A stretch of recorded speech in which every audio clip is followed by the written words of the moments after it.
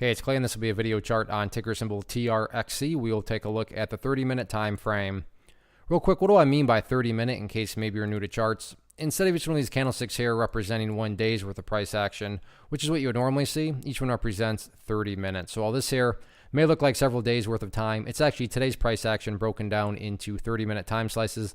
I like through this time frame. I think it's a good job of telling the quote-unquote story of the price, and then just makes mapping out levels of support and resistance a bit easier to see.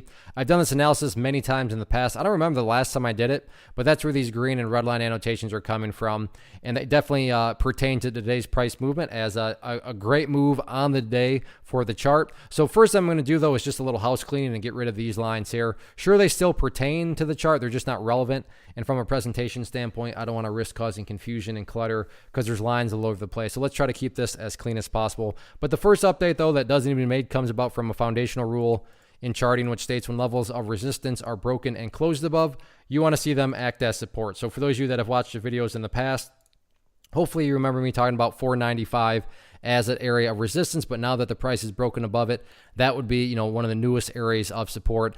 By no means is it a do or die or must hold level or anything like that. Preferably speaking, though, if the price can manage to stay above it, that would be a great sign of power going forward.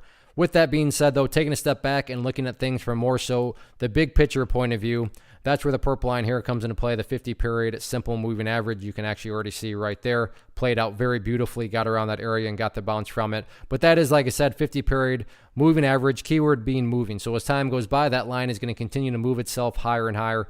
So if you want a very basic yet very efficient way to judge the health of the move, then just keep an eye on that purple line. As long as the price stays above that line, as the line itself moves higher and higher, then the bulls are in full health, the bulls are in full control. How are you going to best visualize that? No questions asked. Again, yeah, staying up above 495 would be great, but big picture of it all, as long as the price is above that purple line, the bulls 100% own the chart. Now, what about levels of resistance?